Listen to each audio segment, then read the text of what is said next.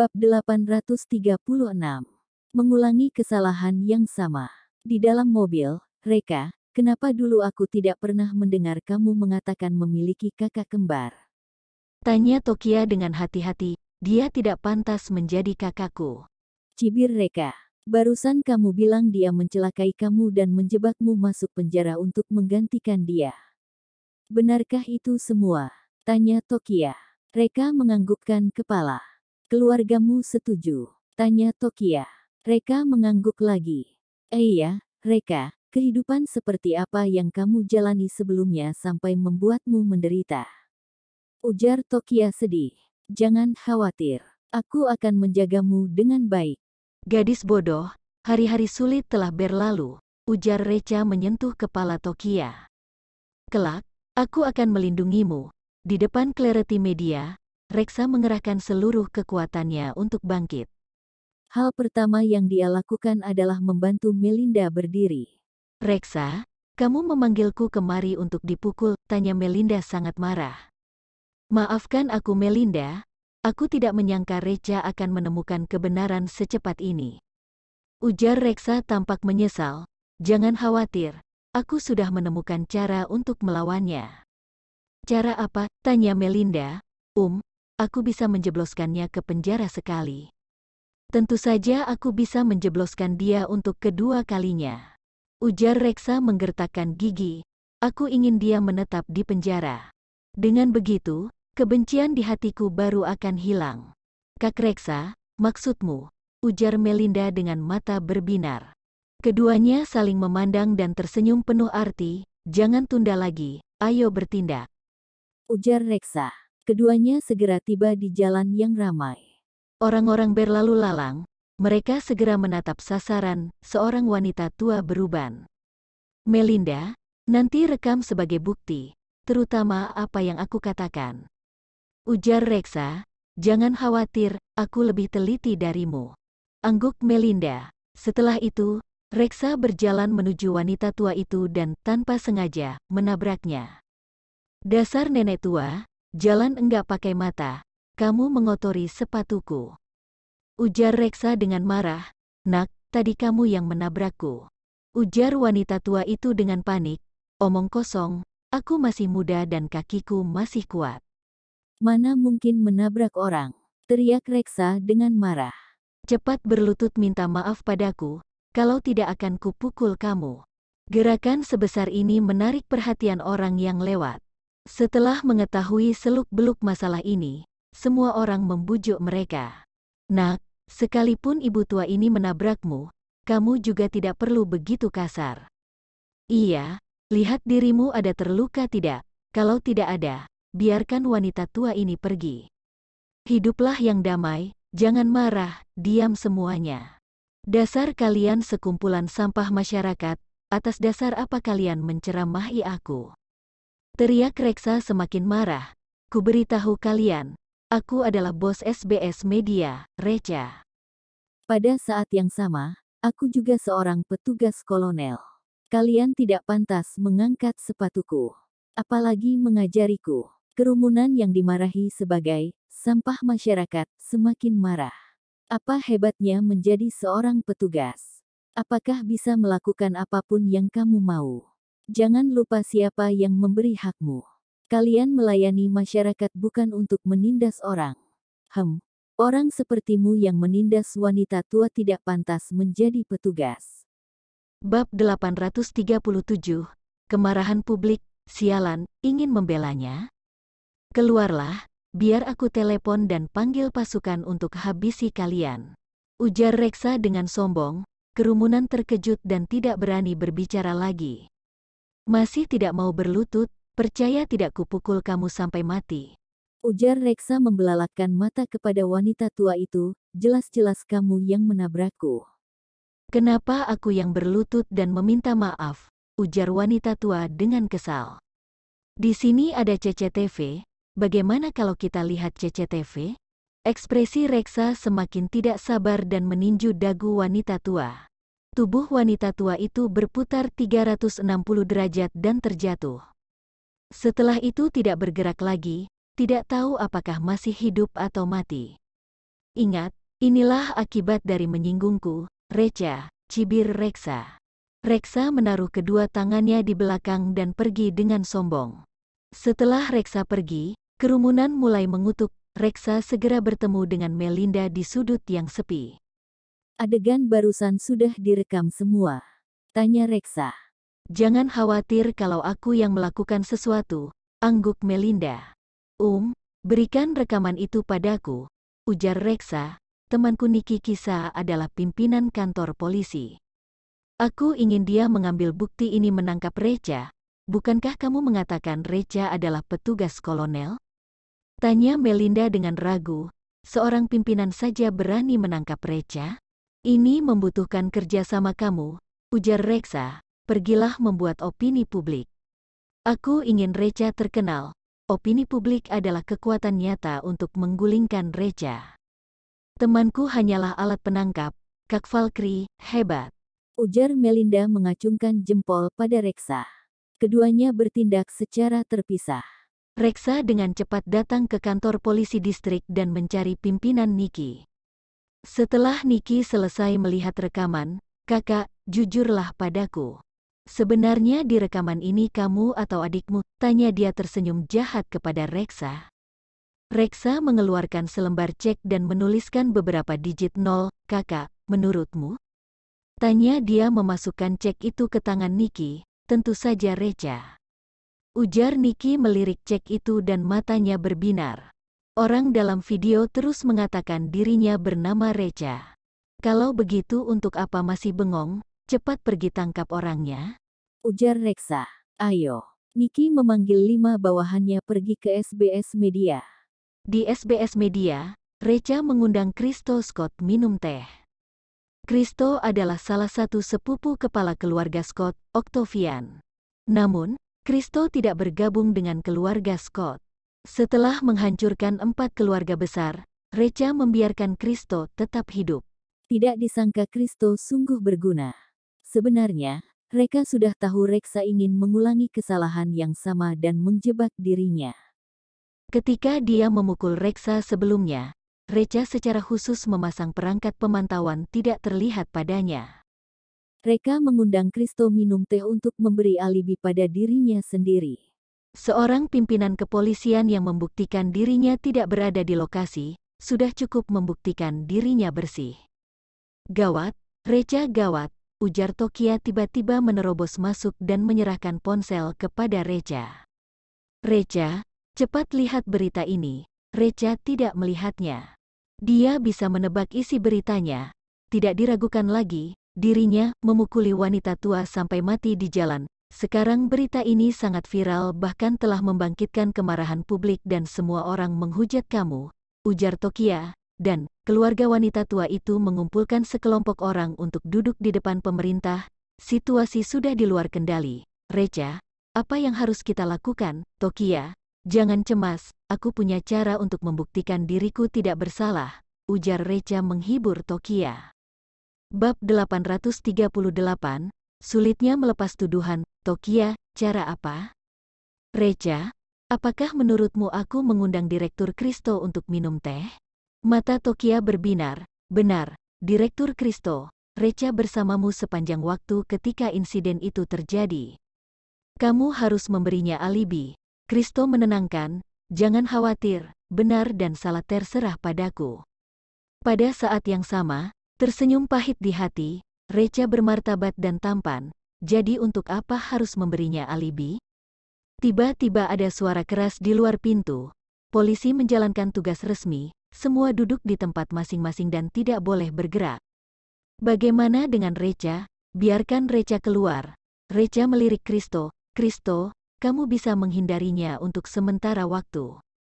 Christo berkata dengan curiga, Tuan Reca, bukankah kamu ingin aku memberimu alibi? Untuk apa aku menghindarinya, Reca? Apakah kamu tidak ingin melihat bagaimana para prajurit yang kamu besarkan sombong dan mendominasi ketika kamu tidak ada? Christo segera mengangguk, oke, aku akan menghindarinya untuk saat ini. Dia berdoa dalam hati agar Niki harus bertindak sesuai aturan dan tidak melewati batas sedikit pun. Jika tidak, jika dia menyinggung Master, Nikki tidak hanya akan menderita, tetapi dia juga akan terlibat. Segera, Reksa dan Nikki masuk. Reksa tampak bangga, Nikki penuh dengan aura pembunuh. Kamu adalah Recha? Nikki bertanya. Recha mengangguk, iya, itu aku. Nikki, borgol dia dan bawa dia pergi. Tunggu, Recha berkata dengan acuh tak acuh, mengapa membawaku pergi? Nikki, mengapa menangkapmu? Apakah kamu sendiri tidak tahu? Recha, maaf, aku benar-benar tidak tahu. Nikki, jangan pura-pura bingung di sini, lihat sendiri. Nikki melemparkan video itu ke Recha. Recha tersenyum setelah menonton video. Bagaimana kamu bisa begitu yakin bahwa orang di video itu adalah aku, bukan yang di sebelahmu? Nikki, omong kosong, dalam video kamu berkata sendiri, berkata bahwa itu adalah Recha. Recha bertanya balik, aku bertanya kepadamu, ketika kamu membunuh, apakah kamu mengatakan nama sendiri atau nama orang lain? Satu kalimat menghentikan Nikki, aku, Reksa sibuk menjernihkan pikiran Nikki, Recha, berhenti main-main di sini. Sangat memalukan memiliki bajingan sepertimu di keluarga Valkyrie kami. Atas nama keluarga Valkyrie, aku secara resmi memperingatkanmu bahwa kamu tidak boleh memakai nama keluarga Valkyrie, jadi ubahlah dengan cepat. Recha memandang Reksa dengan agresif, lahir dari akar yang sama, mengapa terlalu mendesak untuk saling melawan? Aku tidak mengerti arti kalimat ini sebelumnya, tapi hari ini aku sadar. Reksa, kamu tidak baik padaku, jangan salahkan aku karena tidak adil padamu. Reksa berkata dengan bangga, hehe, seorang tersangka berani mengancamku? Kejahatannya meningkat satu kelas lagi. Tuan Nikki, aku ingat kamu sepertinya sudah menemukan 3 saksi untuk mengidentifikasi Recha. Nikki menamparkan kepalanya, hei, mengapa aku melupakan ini? Bawa saksi. 5 orang bawahan Nikki segera berjalan membawa 3 pria. Ketiga pria itu melirik Recha dan segera bersumpah. Ya, aku yakin dia yang membunuh. Saat dia menembak, aku melihat bekas luka di lengannya. Reksa tidak memiliki bekas luka di tangannya. Orang ini memiliki bekas luka di tangannya, cukup untuk membuktikan bahwa dia adalah seorang pembunuh. Reka melirik ketiga pria itu, membuat bukti palsu, terutama untuk kasus pembunuhan seperti ini, akan dihukum setidaknya 10 tahun. Apakah kalian siap untuk masuk dan jongkok selama 10 tahun? Bab 839, kamulah kambing hitamnya. Ketiga pria itu menundukkan kepala karena merasa bersalah. Namun, mereka tidak mengubah pengakuan mereka. Nikki, berhenti mengancam saksi di sini. Sekarang kamu tidak punya apa-apa untuk dikatakan. Bawa dia, tunggu. Recha berkata, aku punya bukti alibi, seseorang bisa membuktikannya. Nikki, berhenti bicara omong kosong, tidak ada yang bisa membuktikan kamu hari ini. Recha, benarkah, kalau begitu bagaimana kalau kamu melihat orang ini? Keluarlah, Kristo berjalan keluar dengan wajah muram. Sekarang emosinya sudah meledak, Nikki. Bajingan ini, ternyata meminta seseorang untuk membuat bukti palsu. Bahkan 10 kepala tidak cukup untuk membunuhnya. Juga tidak tahu apakah itu akan melibatkan aku. Nikki tiba-tiba terjatuh ke tanah saat dia melihat Kristo. Tuan Kristo, kenapa kamu ada di sini?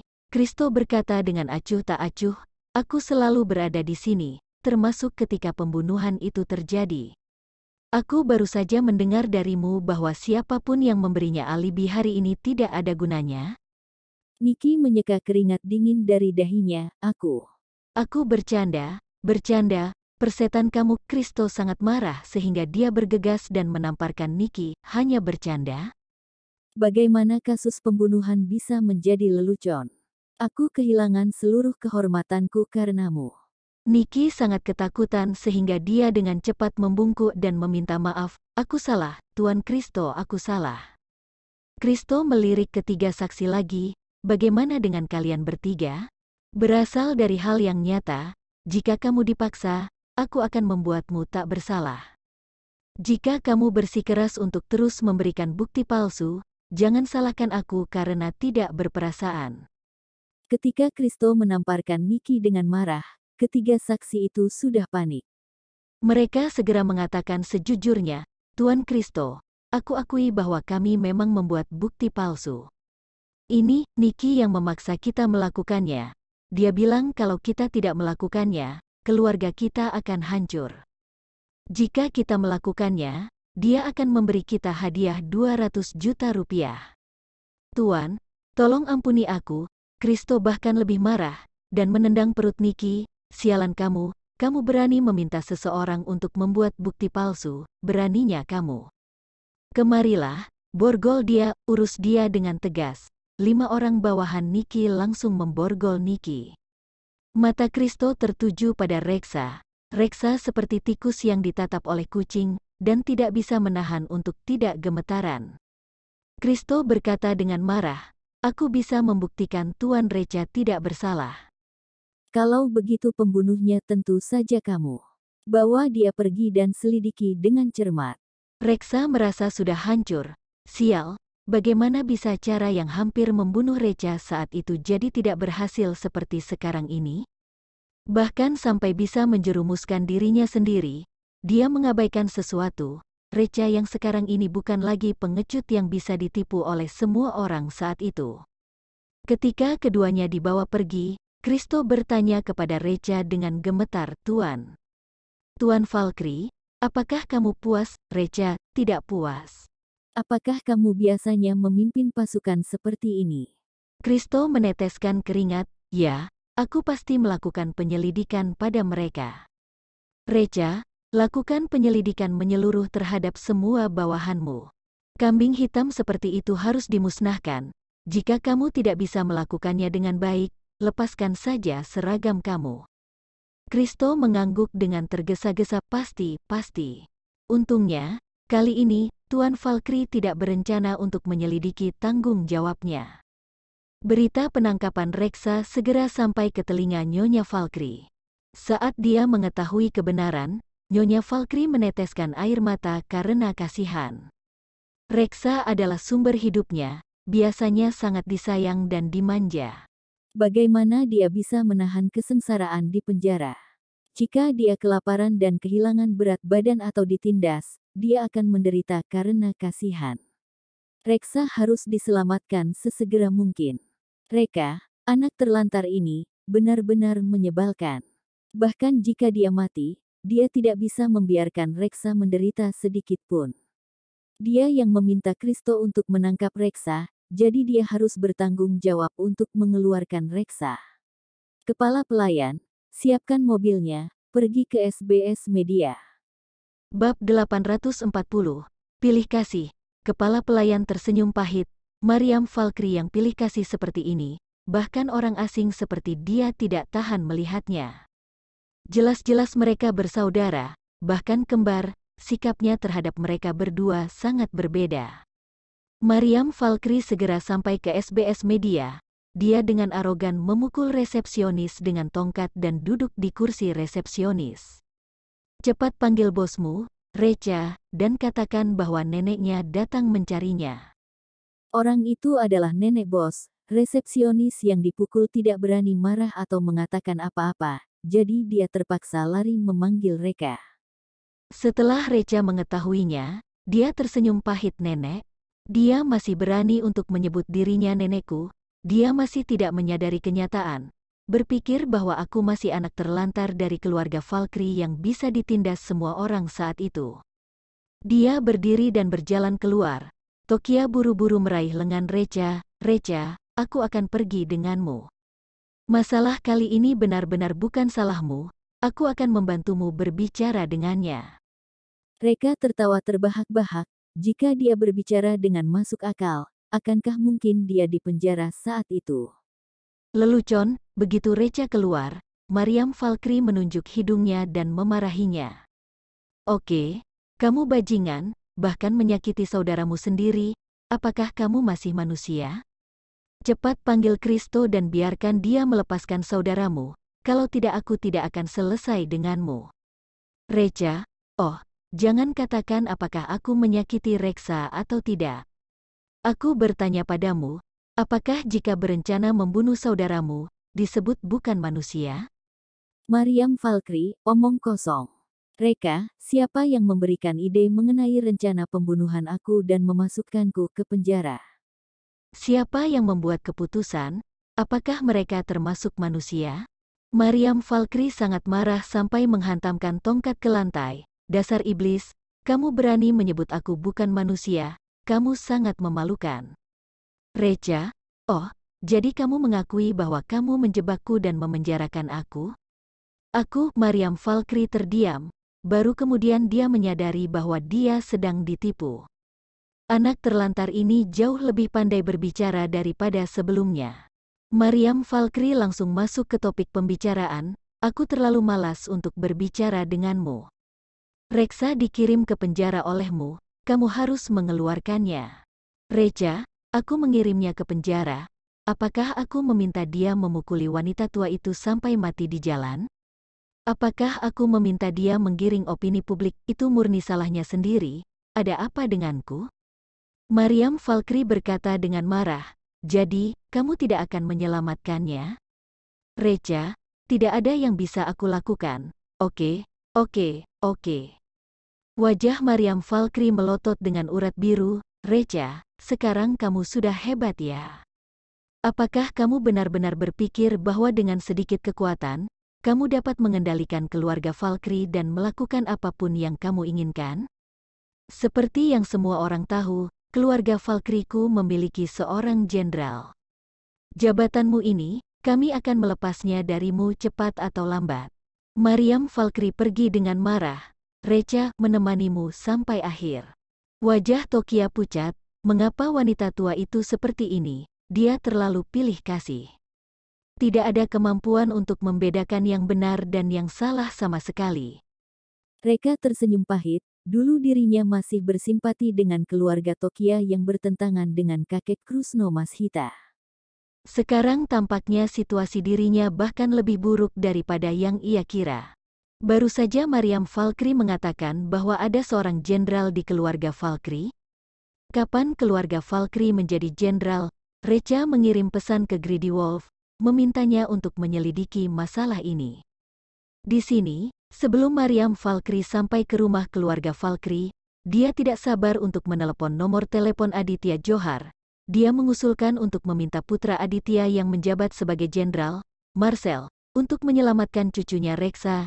Setelah Aditya mendengarkan, dia menghela nafas. Mariam Valkyrie tiba-tiba merasa patah hati. Kenapa kamu menghela nafas, Tuan Aditya? Apakah ini sulit? Kita sudah sepakat di awal, aku akan berurusan dengan Reca, dan putramu Marcel akan membantu.